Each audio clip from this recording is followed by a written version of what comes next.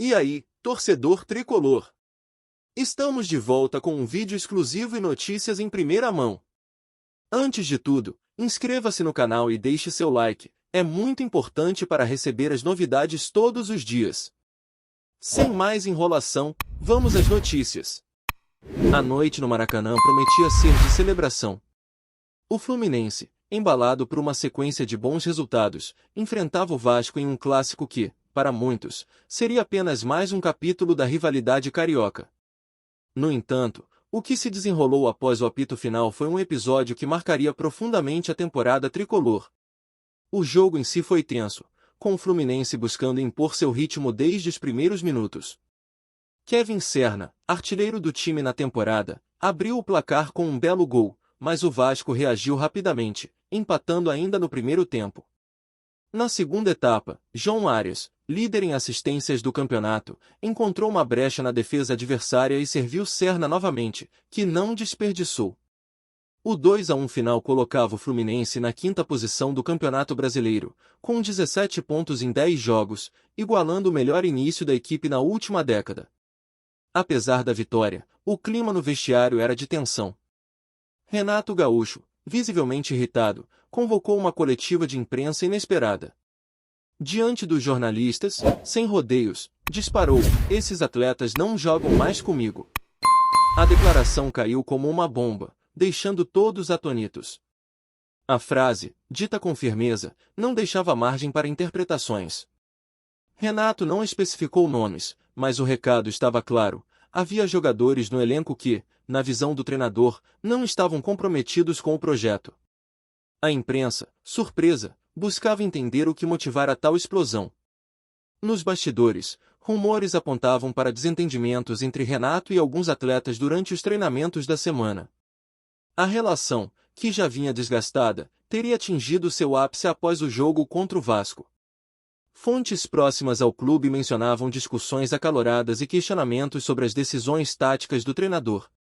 A diretoria do Fluminense, liderada por Mário Bittencourt, foi pega de surpresa. Em reuniões emergenciais, buscava entender a extensão do problema e avaliar as medidas a serem tomadas.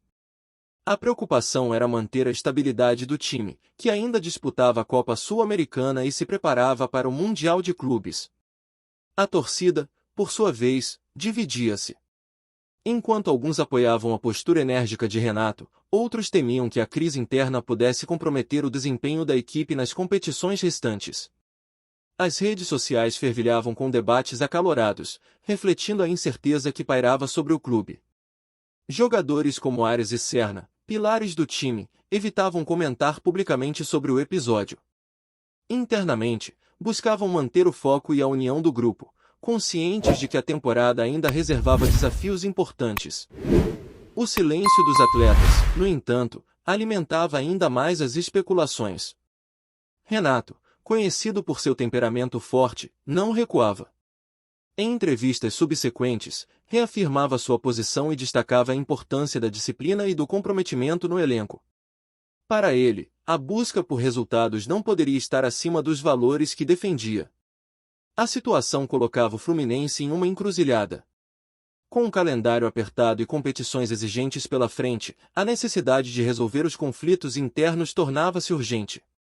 A diretoria, pressionada, buscava mediar a crise e encontrar um caminho que preservasse a harmonia do grupo. Enquanto isso, os adversários observavam atentos. A instabilidade no Fluminense poderia ser uma oportunidade para ganhar vantagem no campeonato.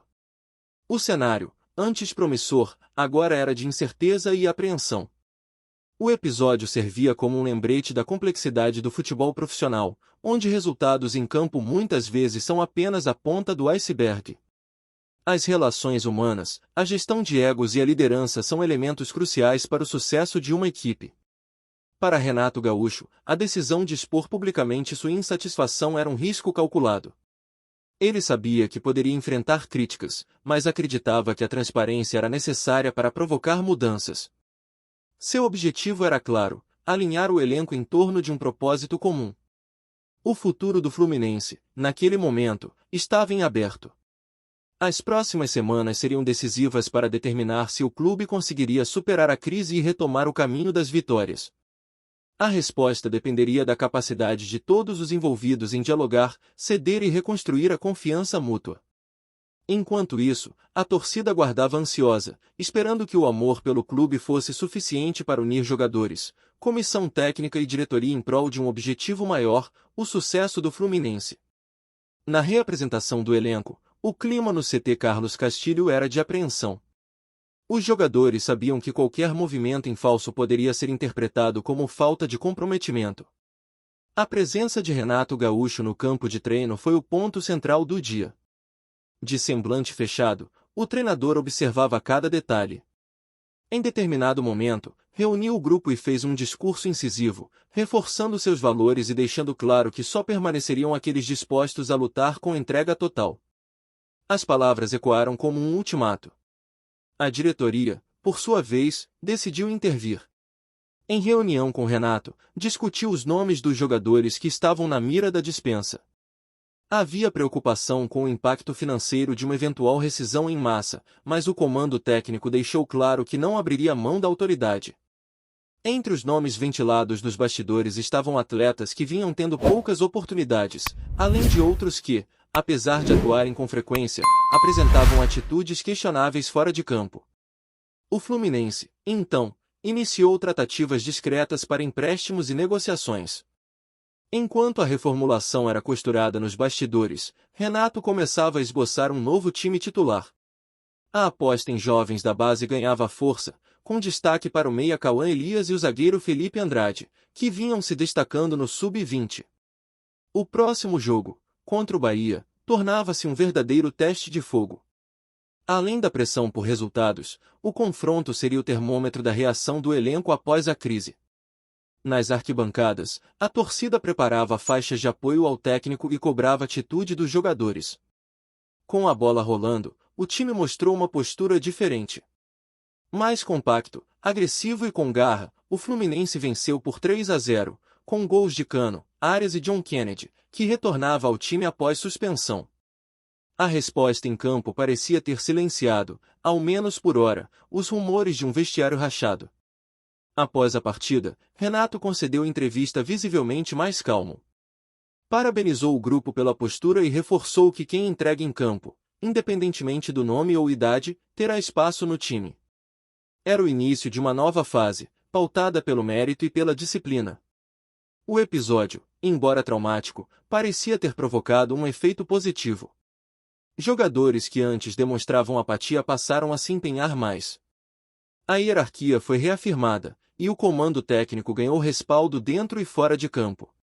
A torcida, que inicialmente temia um desmanche no elenco, agora via com bons olhos a renovação. O sentimento era de que o Fluminense precisava de sacrifícios para crescer. E se para isso fosse necessário romper com algumas peças, que assim fosse. Renato Gaúcho, por sua vez, consolidava-se como um líder intransigente, mas coerente com seus princípios. Sua frase "esses atletas não jogam mais comigo" já entrava para o folclore do clube como símbolo de ruptura e reconstrução. No cenário do Campeonato Brasileiro 2025, o Fluminense subia para a quarta colocação após a vitória sobre o Bahia, com 20 pontos, e apresentava um dos melhores ataques da competição. Era um reflexo direto do trabalho tático e emocional que Renato vinha realizando com o grupo. Internamente, a diretoria estabeleceu um novo código de conduta, exigindo mais profissionalismo e alinhamento com o projeto esportivo. A ideia era evitar que situações como a que explodiu após o jogo contra o Vasco voltassem a acontecer. O episódio deixava lições importantes para o clube. Mais do que vitórias, o que estava em jogo era a identidade do Fluminense. Uma equipe que não se rende à indisciplina, que valoriza o coletivo e que sabe se reerguer mesmo diante das adversidades. E para a torcida, restava a esperança de que, dali em diante, cada jogador que vestisse a camisa tricolor o fizesse com a alma. Porque no Fluminense, como disse Renato, ou joga com o coração, ou não joga. Olá torcedor tricolor! Antes de continuarmos, já te convidamos para se inscrever no canal Fluminense em Foco e deixar seu like, assim você fica por dentro de todas as novidades do Flusão de forma exclusiva. Bora continuar! A contundência de Renato Gaúcho naquele vestiário, logo após a vitória sobre o Vasco, pode ter soado extrema para muitos, mas, no fundo, escancarou um ponto crítico: o limite entre o profissionalismo e a acomodação. A frase que viralizou, "Esses atletas não jogam mais comigo", tornou-se mais do que uma explosão de raiva. Tornou-se um divisor de águas em uma temporada que começava a ganhar contornos de virada histórica. Nas semanas seguintes, os frutos da mudança começaram a florescer. O Fluminense, já embalado por vitórias consistentes, evoluía taticamente. A defesa, antes vulnerável, passou a mostrar solidez, liderada por Marlon e Felipe Melo, que retomou o protagonismo. No meio, André e Lima ditavam o ritmo com inteligência, e o ataque, agora mais leve, combinava eficiência e criatividade. Na tabela do Brasileirão 2025, o clube alcançou o G4 com regularidade, deixando para trás a instabilidade que tanto preocupava no início da campanha.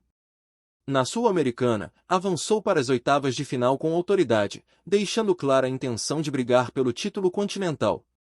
Mas mais do que pontos ou classificação, o maior ganho do Fluminense foi interno. A reconstrução de um vestiário coeso, de um grupo focado, e de uma liderança técnica respeitada foram os alicerces de um novo momento. Renato, com sua postura firme e direta, reacendeu no clube um espírito de cobrança saudável e ambição. A frase, tão dura quanto honesta, ficará marcada na história recente do clube. E, ironicamente, foi a fagulha que incendiou não uma crise, mas uma revolução silenciosa. Uma mudança de rota que salvou a temporada e, talvez, tenha reconfigurado os rumos de um elenco que precisava mais do que nunca de um choque de realidade. No futebol, as palavras têm peso. E algumas frases, mesmo ditas no calor do momento, reverberam muito além da entrevista. "Esses atletas não jogam mais comigo" não foi apenas um desabafo. Foi um grito de ordem, um chamado à responsabilidade, um marco de ruptura. E, sobretudo, um lembrete de que, no Fluminense de Renato Gaúcho, compromisso não é opcional. Trazemos notícias atualizadas do Flusão todos os dias. Inscreva-se no nosso canal e dê um like para continuar recebendo notícias exclusivas.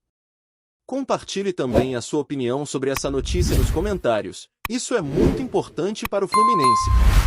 Até o próximo vídeo.